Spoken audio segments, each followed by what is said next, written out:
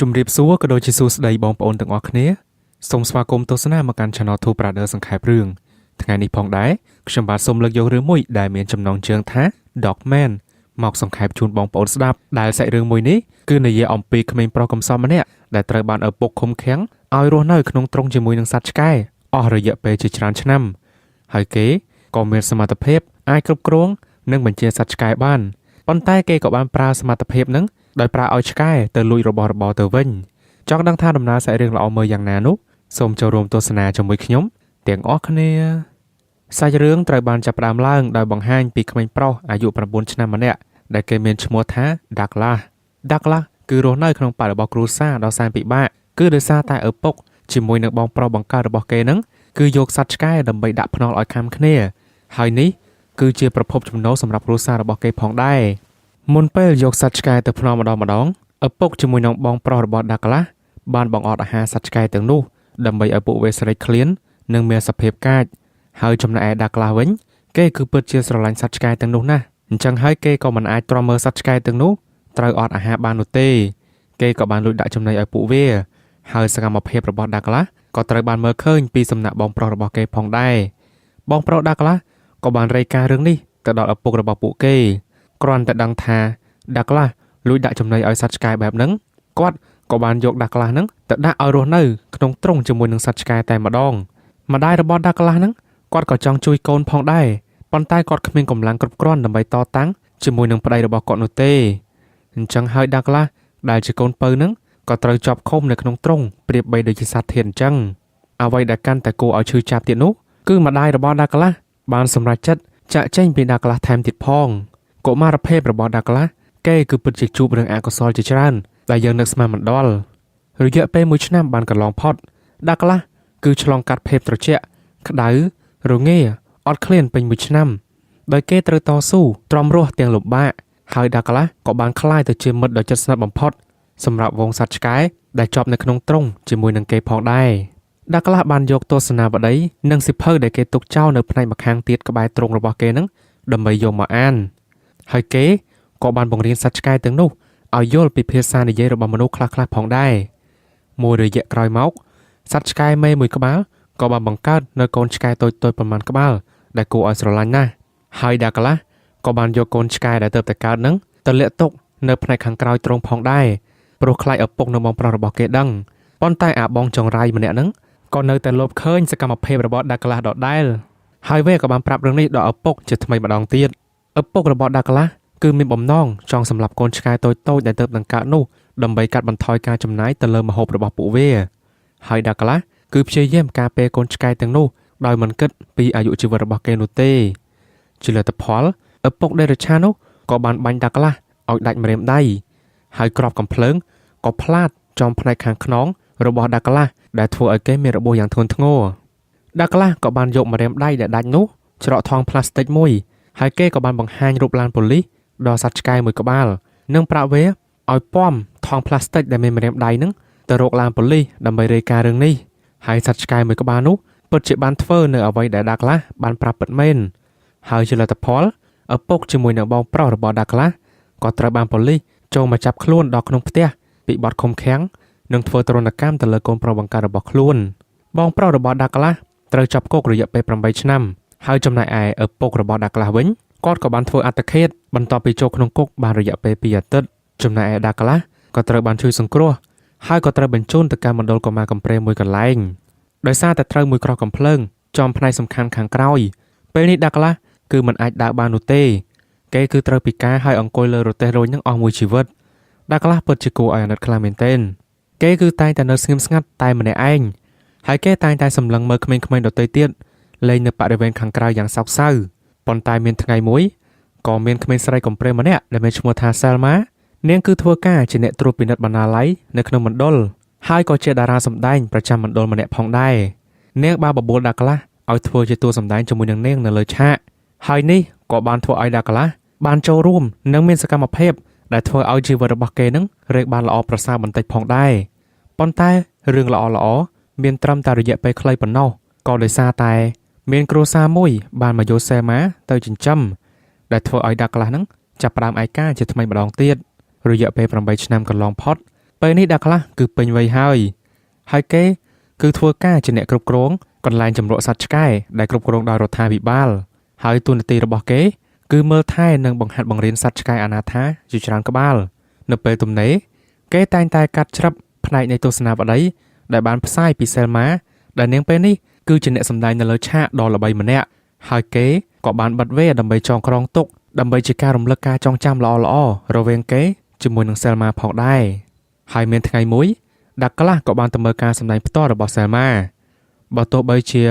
វាមានរយៈពេល8ឆ្នាំហើយដែលដាក់ខ្លះគេមិនបានជួបមុខសេលម៉ាប៉ុន្តែក្តីស្រឡាញ់ដែលដាក់ខ្លះមានចំពោះសេលម៉ាគឺគ្មានថមថយនោះទេដាក់ខ្លះក៏បានប្រគល់នៅបាច់ផ្កានិងបង្ហាញពីអារម្មណ៍នឹករលឹកទៅដល់សេលម៉ាជាពន់ពេកប៉ុន្តែការសន្ទនារបស់ពួកគេក៏ត្រូវបានរំខានក៏ព្រោះតែស្រាប់តែមានបរិសម្នាក់មកបង្ហាញខ្លួនមកហើយបរិសម្នាក់ហ្នឹងគឺជាមិត្តប្រុសរបស់សេលម៉ានោះឯងហើយសេលម៉ាក៏បានប្រាប់ដាក់ខ្លះថានាងមានកម្រងនឹងរៀបការជាមួយនឹងបរិសម្នាក់ហ្នឹងក្នុងពេលឆាប់ដាក់ខ្លះក៏បានជូនពរអ្នកទាំងពីរទាំងស្នាមញញឹមដោយភាពឈឺចាប់ហើយគេក៏បានជិះរទេះរុញរបស់គេត្រឡប់មកវិញទាំងអស់សង្ឃឹមហើយពេលនេះដាក់ខ្លះគឺគ្មានអ្នកណាជាក្តីសង្ឃឹមទៀតនោះទេក្រៅពីវងសត្វឆ្កែអនាថាដែលតែងតែនៅក្បែរគេរហូតមកនេះហើយគេក៏បានដាក់រហស្សនាមឲ្យខ្លួនឯងថា Dogman បងប្រុសរបស់ដាក់ខ្លះពេលនេះក៏ដល់ពេលត្រូវមានសេរីភាពឡើងវិញហើយដាក់ខ្លះក៏បានដឹងពីដំណឹងនេះផងដែរដាក់ខ្លះបានប្រើឲ្យវងសត្វឆ្កែអនាថាដែលគេបានបង្ហាត់បង្រៀនជាច្រើនក្បាលឲ្យដើរតាមបងប្រុសរបស់គេហើយដល់កន្លែងស្ងាត់វងសត្វឆ្កែទាំងនោះក៏បានខំសម្លាប់អាយុជីវិតបងប្រុសរបស់ដាក់ខ្លះឲ្យស្លាប់បាត់ទៅម្យ៉ាងដែរប្រើឆ្កែឲ្យសម្លាប់មនុស្សប៉ុន្មានថ្ងៃក្រោយមករដ្ឋាភិបាលក៏បានបញ្ជូនបរិសុទ្ធ2នាក់ឲ្យមកប្រាប់នៅដំណឹងមួយទៅកាន់ដាក់ខ្លះគឺពេលនេះកញ្ចប់ថវិកាសម្រាប់ផ្គត់ផ្គង់កន្លែងនេះគឺត្រូវបានកាត់ផ្តាច់ហើយរដ្ឋាភិបាលកំពុងតែមានគម្រោងកែប្រែដីកន្លែងនេះទៅជាសួនលំហែសាធារណៈទៅវិញអញ្ចឹងហើយដាក់ខ្លះគឺមានពេល3ថ្ងៃសម្រាប់រៀបចំអីវ៉ាន់របស់គេដើម្បីចាក់ចេញហើយសត្វឆ្កែទាំងអស់ហ្នឹងនឹងត្រូវបានបញ្ជូនទៅកន្លែងចម្រក់ថ្មីចំណែកឯដាក់ខ្លះដោយសារតែគេមានប្រវត្តិការងារល្អអញ្ចឹងហើយរដ្ឋាភិបាលអាចនឹងផ្ដល់ជាឱកាសការងារសង្គមផ្សេងទៀតដល់ដាក់ខ្លះក្នុងពេលខាងមុខផងដែរសម្រាប់ដាក់ខ្លះគេគឺមិនព្រមឲ្យសត្វឆ្កែរបស់គេទៅកន្លែងចម្រក់ថ្មីហើយត្រូវអ្នកផ្សេងជាអ្នកគ្រប់គ្រងនោះទេអញ្ចឹងហើយគេក៏បានយកវងសត្វឆ្កែទាំងនោះទៅកន្លែងសំណង់អគារសាលាដែលគេបោះបង់ចោលមួយកន្លែងហើយចាត់ទុកថាទីនេះគឺជាផ្ទះថ្មីរបស់ពួកគេផងដែរដាក់ខ្លះក៏បានចាប់ផ្ដើមមើលថែនៅបង្ហាត់បង្រៀនសត្វឆ្កែរបស់គេដោយការដែលគេធ្វើកាលពីនៅមណ្ឌលដូច្នោះដែរហើយដើម្បីមានលុយទិញចំណីឲ្យសត្វឆ្កែរបស់គេក៏ត្រូវស្វែងរកការងារធ្វើនៅជិតកន្លែងដែលគេរស់នៅនោះប៉ុន្តែដោយសារតែគេគឺជាជនពិការអញ្ចឹងហើយភាគច្រើនគឺម្ចាស់ហាងគឺមិនបានផ្ដល់ឱកាសការងារហ្នឹងដល់គេនោះទេហើយដោយសារតែទៅណាក៏គេបដិសេធអញ្ចឹងចុងក្រោយដាក់ខ្លះក៏សម្រេចចិត្តទៅក្នុងក្លឹបសម្ដែងមួយកន្លែងហើយគេក៏បានសុំអ្នកគ្រប់គ្រងនៅទីនោះដើម្បីយកគេធ្វើជាតួសម្ដែងម្នាក់ដោយគេសុំធ្វើការឡើងសម្ដែងតែម្ដងប៉ុណ្ណោះដើម្បីបង្ហាញសមត្ថភាពរបស់គេថាគេគឺពិតជាអាចធ្វើការងារនេះបានដាក់ខ្លះគេមានជំនឿចិត្តបែបនេះដោយសារតែគេធ្លាប់មានជំនាញខាងសម្ដែងនិងច្រៀងខ្លះៗផងដែរគេជឿថាគេមានសមត្ថភាពក្នុងការធ្វើឲ្យមនុស្សសើចសប្បាយជាមិនខានដាក់ខ្លះក៏បានបង្ហាញថាគេក៏អាចក្រោកឈរនៅស្ងៀមបានប្រហែលនាទីផងដែរឃើញអញ្ចឹងក្រុមសម្ដែងនារីនៅទីនោះក៏ព្យាយាមជួយនិយាយឲ្យដាក់ខ្លះផងដែរហើយដាក់ខ្លះក៏ត្រូវបានអ្នកគ្រប់គ្រងហ្នឹងយល់ព្រមឲ្យគេចូលសម្ដែងគេក៏ត្រូវបានយកមកតបតែងខ្លួនពាក់សក់ពាក់អីដូចជាមនុស្សស្រីអញ្ចឹងទៅមុនពេលដែលគេឡើងសម្ដែងក៏មាននារី2នាក់ជួយគ្រាគេឲ្យឡើងឈរផងដែរដាក់ខ្លះក៏បានឈរច្រៀងយ៉ាងពិរោះដែលសម្លេងរបស់គេបានធ្វើឲ្យទស្សនិកជនពិសេសអ្នកគ្រប់គ្រងរបស់គេនោះបានទះដៃអបអរសាទរគេនិងសរសើរគេមិនដាច់ពីមាត់នោះទេដាក់ខ្លះគេក៏ក្រោកឈរបានតែជាង2នាទីប៉ុណ្ណោះគេក៏ចង់ដួលភ្ងាក់ក្រោយប៉ុន្តែសំណាងល្អមិត្តរួមការងាររបស់គេក៏បានយកកៅអីរុញរបស់គេមកជួយគេតាន់ពេលវេលាហើយក៏បានយកគេទៅសម្រាប់បាត់ទៅរយៈពេលប្រហែលខែក្រោយមកបន្ទាប់ពីដាក់ខ្លះបានក្លាយទៅជាអ្នកសម្ដែងពេញសិទ្ធនៅក្នុងក្លឹបនឹងហើយពេលនេះគេក៏កំពុងតែធ្វើនំខេកដែលមានការជួយពីសំណាក់ឆ្កែចិញ្ចឹមរបស់គេផងដែរហើយវាគឺចេះមែនទែនដោយគ្រាន់តែប្រាប់វាឲ្យយកស្ករអំបិលឬមួយក៏ម្សៅអីហ្នឹងគឺវាស្ដាប់បានហើយវាក៏ទៅយកមកត្រូវទៀតនិយាយទៅអ្វីដែលដាក់ខ្លះនិយាយគឺសត្វឆ្កែរបស់គេស្ដាប់បានទាំងអស់ហើយសត្វឆ្កែទាំងហ្នឹងគឺគោរពមកកាន់ដាក់ខ្លះនិងស្ដាប់បង្គាប់ដាក់ខ្លះខ្លាំងណាស់អ ចឹងហើយដាក្លាក៏គិតថាគេជាមួយនឹងសត្វឆ្កែទាំងនេះគួរតែអាចធ្វើអ្វីបានលើសពីនេះដាក្លាក៏បានចាប់ផ្ដើមបញ្ជាសត្វឆ្កែរបស់គេឲ្យលួចចូលទៅក្នុងផ្ទះរបស់ពួកអ្នកមានហើយធ្វើការលួចរបស់របរមានតម្លៃដូចជាខ្សែកអីជាដើមដាក្លាក៏ចាប់ផ្ដើមដាក់មុខសញ្ញាលួចទៅលើពួកអ្នកមានជាពិសេសគឺពួកដែលមានបានដោយអំពើពុករលួយអ្វីដែលកាន់តែលយទៀតនោះគឺថាគេឈ្មោះ Dogman របស់ដាក្លាហ្នឹងគឺចាប់ផ្ដើមល្បីល្បាញមែនទែនដោយសារតែលុយឬមួយក៏របស់របរដែលដាក្លាបានប្រើឆ្កែឲ្យទៅលួចពីពួកអ្នកមានហ្នឹងភាគច្រើនគឺគេបានយកវាទៅជួយដល់អ្នកក្រនិងជនអនាថាជាច្រើនរហូតដល់ថ្ងៃមួយក៏មានក្មេងប្រុសម្នាក់បានមកកន្លែងរបស់ដាក្លាក្មេងប្រុសម្នាក់ហ្នឹងក៏បានសម្លឹងមើលឃើញឆ្កែមួយក្បាលដែលជាអ្នកយាមទ្វារហើយគេក៏រៀងសាក់ស្ទើហើយក៏ចង់ត្រឡប់ទៅវិញប៉ុន្តែគេក៏បានតាំងចិត្តដើរចូលមកជួបជាមួយនឹងដាក្លាដោយផ្ទាល់តតែបានក្មេងប្រុសម្នាក់ហ្នឹងគឺជាកូនប្រុសរបស់ម្ចាស់ហាងម្នាក់នៅតំបន់ក្បែរនេះហើយក៏បំណងដែលគេមកជួបដាក្លានេះគឺដោយសារតែអាជីវកម្មម្ដាយរបស់គេពេលនេះគឺកំពុងតែមានបញ្ហាដោយសារតែពួកជើងកាងនិងក្មេងទំនើងមកររឿងអញ្ចឹងហើយគេមកនេះគឺចង់សុំឲ្យដាក្លាហ្នឹងជួយក្នុងការកម្ចាត់ពួកក្មេងទំនើងទាំងនោះរួចសាច់រឿងក៏បានបង្ហាញនៅមុខមាត់របស់មេក្រុមជើងកាងម្នាក់ដែលមានគោលដៅនិងចក្ខុវិស័យក្នុងការគ្រប់គ្រងកាន់កាប់ទីក្រុងទាំងមូលដាក្លាដែលបានតែងខ្លួនជាមនុស្សស្រីគេក៏បានបញ្ជូនសត្វឆ្កែមួយក្បាលរបស់គេឲ្យនាំយកទូរស័ព្ទទៅឲ្យមេជើងកាងម្នាក់នោះហើយនៅពេលមេជើងកាងម្នាក់នោះរវល់តែលើកទូរស័ព្ទសត្វឆ្កែមួយក្បាលទៀតក៏បានរត់មកខាំពងអាប៉ែកនឹងតែម្ដងសាហាវខ្លាំងមែនទែនហើយដាក្លាក៏បាននិយាយគំរាមទៅកាន់អាប៉ែកនឹងថាឲ្យចាក់ចេញឲ្យឆ្ងាយពីទីក្រុងនេះទៅបើចង់សុខប្រយ័ត្នលើក្រោយគេបញ្ជាឲ្យឆ្កែរបស់គេនឹងខាំពងឲ្យដាច់តែម្ដងងាកមកកាន់នារីម្នាក់ដែលត្រូវបានឆ្កែរបស់ដាក្លាបានទៅលួចខ្សែកនោះយើងក៏បានដឹងថាខ្សែកមួយខ្សែហ្នឹងគឺវាមានតម្លៃថ្លៃខ្លាំងណាស់ហើយមានការធានាត្រឹមត្រូវទៀតអញ្ចឹងហើយគាត់ក៏បានប្តឹងទៅខាងក្រុមហ៊ុន Insurance ឲ្យបញ្ជូនក្រុមការងារដើម្បីស៊ើបអង្កេតរកខ្សែកមួយខ្សែនោះត្រឡប់មកវិញក្រុមការងារស៊ើបអង្កេតក៏បានចាប់ផ្ដើមការស្វែងរកដោយចាប់ផ្ដើមពីការឆែកមើលកាមេរ៉ាសុវត្ថិភាពនៅផ្ទះរបស់អ្នកស្រីម្នាក់នោះដំបូងពួកគេសង្ឃឹមថានឹងមើលឃើញចោលអីចឹងទៅតែពួកគេក៏បានមើលឃើញថាមានវងសត្វឆ្កែជាច្រើនក្បាលទៅវិញហើយក្នុងវងសត្វឆ្កែទាំងនោះក៏មានឆ្កែមួយក្បាលបានពំខ្សែកមួយខ្សែផងដែរអ្នកស៊ើបអង្កេតម្នាក់ក៏បាននឹកឃើញផងដែរថាមួយរយៈពេលចុងក្រោយនេះករណីបាត់របស់ភាគច្រើនគឺត្រូវបានរកឃើញថាជាស្នាដៃរបស់សត្វឆ្កែអញ្ចឹងគាត់គិតថាវាអាចជាវងឆ្កែតែមួយនឹងឯងបន្ទាប់ពីចំណាយពេលមើលវីដេអូអំពីវងសត្វឆ្កែបន្តទៀតទៅពួកគេក៏បានរកឃើញថាមានបរិសម្នាក់ដែលអង្គុយនៅលើកៅអីរុញជាអ្នកដែលសត្វឆ្កែទាំងនោះយកខ្សែកទៅឲ្យអញ្ចឹងបានន័យថាសមាជិកភាពរបស់ដាក្លាគឺត្រូវបានក្រុមអ្នកស៊ើបអង្កេតនឹងបំបែកបានទៅហើយដាក្លាក៏បានឡើងច្រៀងសម្ដែងនៅលើឆាកដោយសពមួយដងហើយអ្នកស៊ើបអង្កេតម្នាក់ក៏ធ្វើពុតទៅចូលរួមទស្សនាហើយថែមទាំងទិញផ្កានឹងឲ្យដាក្លា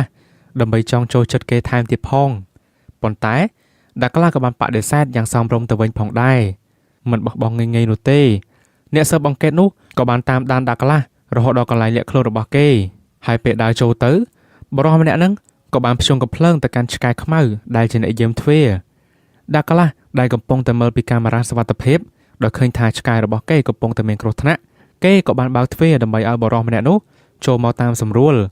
បរិសអ្នកស៊ើបអង្កេតក៏បានភ្ជង់កំភ្លើងដាក់ដាក្លាហើយប្រាប់ឲ្យដាក្លាហ្នឹងបង្ហាញនៅទីតាំងដែលគេបានលាក់ទុកនៅខ្សែករបស់អ្នកស្រីម្នាក់នោះមកហើយដាក្លាក៏យកព្រមប្រាប់តាមសម្រួលទៅអ្នកស៊ើបអង្កេតម្នាក់ហ្នឹងក៏បានដើរចូលទៅយកខ្សែកមួយខ្សែនោះប៉ុន្តែចុងក្រោយគេក៏ត្រូវបានចូលអន្ទាក់របស់ដាក្លាដដែលដោយដាក្លាបានបបួលគេឲ្យនៅញ៉ាំអាហារពេលល្ងាចជាមួយគេសិនហើយនៅពេលបរិសម្នាក់នោះភ្លេចខ្លួនឆ្កែកំណាច់ពីរក្បាលរបស់ដាក្លាក៏បានចូលមកសម្លេះបរិសម្នាក់ហ្នឹងចោលបាត់ទៅកុំចាត់រឿងអ្នកស៊ើបអង្កេតឲ្យភ្លាមស្អែកឡើងក៏ស្រាប់តែមានភ្ញៀវពិសេសមួយក្រុមទៀតគឺជាពួកក្រុមមេជើងកាងលើកមុននឹងឯងពួកវាអាចរកឃើញទីកន្លែងលាក់ខ្លួនរបស់ដាក្លាក៏ដោយសារតែពួកវាបានតែចាប់ក្មេងប្រុសម្នាក់ដែលមកសុំជំនួយដាក្លាលើកមុននឹងឯងដោយពួកនឹងបានគម្រាមថានឹងសម្លាប់ក្មេងប្រុសម្នាក់នឹងបើសិនជាគេមិនព្រមប្រាប់កន្លែងលាក់ខ្លួនរបស់ដាក្លាទេនោះដាក្លាដែលត្រៀមខ្លួនរួចរាល់ត្រៀមនឹងទៅសម្ដែងហើយនោះគេក៏ស្រាប់តែមើលតាមកាមេរ៉ាសុវត្ថិភាពទៅក៏ឃើញមានវត្តមានពួកជើងកាងទាំងនោះនៅកន្លែងរបស់គេជាពិសេសដាក្លាក៏បានលើសំឡេងក្រកកំភ្លើងដែលបានបាញ់ពីសំណាក់ពួកអស់នោះទៀតអញ្ចឹងហើយដាក្លាក៏បានប្រាប់ទៅវងសត្វឆ្កែរបស់ពួកគេនឹងឲ្យត្រៀមខ្លួនក្នុងការប្រយុទ្ធហើយយើងក៏បានឃើញថាសមាជិករបស់ពួកជើងកាងនឹងម្ដងម្នាក់ក៏ត្រូវបានសត្វឆ្កែនឹងធ្វើការខំត្របាក់ និងតេងចូលប្រហោងតូចៗផងដែរហើយចំណែកឯអ្នកខ្លះវិញទៀតក៏ត្រូវបានឆក់ខ្សែភ្លើងដែលដាក្លាស់បានរៀបចំមេជើងការនឹងនៅពេលដែលដឹងថាកូនចៅរបស់គេដែលចូលមកខាងក្នុងជាមួយគេនេះត្រូវបានស្លាប់អស់ហើយនោះគេក៏បានតាក់ទងទៅកាន់កូនចៅគេដែលនៅខាងក្រៅឲ្យចូលមកបន្ថែមទៀតដែលពួកនឹងភាគច្រើនគឺប្រដាប់នៅអាវុធធុនធ្ងន់អញ្ចឹងហើយដាក្លាស់គឺមិនមានសមត្ថភាពក្នុងការតទល់ជាមួយនឹងពួកអស់នឹងនោះទេដាក្លាស់គឺព្យាយាមវាទាំងមានរបួសដើម្បីចូលមកកន្លែងរបស់គេវិញហើយមេជើងកាងម្នាក់នោះក៏ព្យាយាមរកវត្តមានរបស់ដាក្លាស់ផងដែរដាក្លាស់ដោយសារតែដឹងខ្លួនថាមិនអាចរត់ទៅណាបានឆ្ងាយគេក៏សម្រេចចិត្តមកអង្គុយលើអត្តេះរុញរបស់គេហើយធ្វើការចាក់ស្រាចូលក្នុងកាវធ្វើដូចជាមិនដឹងរឿងអីអញ្ចឹងដោយដាក្លាស់គេនិយាយថាប្រសិនបើគេស្លាប់នោះព្រះជាម្ចាស់គឺមានបំណងចង់ឲ្យគេស្លាប់ហើយប៉ុន្តែព្រះជាម្ចាស់ដូចជាមិនមានបំណងឲ្យដាក្លាស់ស្លាប់នោះទេដោយសារតែកំភ្លើងដែលមេជើងកាងនោះបំរុងនឹងបញ្ចប់ជីវិតរបស់ដាក្លាស់ទៅហើយប៉ុន្តែវាបែរទៅជាអស់គ្រាប់ទៅវិញអញ្ចឹងហើយក៏បានផ្ដល់ឱកាសឲ្យកូនចៅសត្វឆ្កែរបស់ដាក្លាស់ហ្នឹងធ្វើការសម្លេះអបិនឹងចោលបាត់ទៅដោយដឹងថានៅទីនឹងលេងការទៀតដាក្លាស់ក៏បានប្រមូលនៅវងឆ្កែរបស់គេហ្នឹងដាក់ក្នុងឡានដឹកទំនិញមួយដើម្បីទៅរកកន្លែងនៅថ្មីប៉ុន្តែដាក្លាស់ក៏ត្រូវបានបង្អាក់ដោយសារតែត្រូវបានក្រុមប៉ូលីសឆែកឆេរមួយក្រុមបានរកឃើញថាមានសត្វឆ្កែជាច្រើនក្បាលនៅក្នុងឡានដែលដាក្លាស់កំពុងតែបើកដាក្លាស់ក៏ត្រូវបានប៉ូលីសចាប់ចូលទៅក្នុងឡានប៉ូលីសមួយផ្សេងទៀតហើយដាក្លាស់ក៏បានប្រាប់វងសត្វឆ្កែរបស់គេហ្នឹងឲ្យធ្វើការរត់ឲ្យកាន់តែឆ្ងាយគឺកាន់តែល្អហើយដាក្លាស់ក៏ត្រូវបញ្ជូនទៅសួរចម្លើយអំពីបទល្មើសដែលគេបានធ្វើអ្នកជំនាញផ្នែកចិត្តសាស្ត្រម្នាក់ដែលគាត់មានឈ្មោះថាដុកទ័រអ៊ីវីលីនគាត់គឺជាអ្នកដែលត្រូវមកសួរចម្លើយទៅកាន់ដាក្លាស់ដុកទ័រអ៊ីវីលីនក៏បានសួរជីកឬជីកគល់ពីដំណើរជីវិតរបស់ដាក្លាស់តាំងពីតូចមកហើយដាក្លាស់ក៏បានរៀបរាប់ទាំងភាពឈឺចាប់អំពីរឿងរ៉ាវដែលធ្លាប់បានកើតឡើងទៅលើគេកាលពីតូចដូចជារឿងដែលឪពុករបស់គេដាក់គេឲ្យរស់នៅក្នុងទ្រុងជាមួយសត្វឆ្កែអីជាដើមហើយគេក៏បន្ថែមទៀតថាជីវិតរបស់គេគឺពោពេញតែភាពឈឺចាប់ក្តីអស់សង្ឃឹមនិងទទួលបានការមើលងាយរហូតមកពីសំណាក់មនុស្សដូច្នេះហើយទើបគេមើលឃើញថា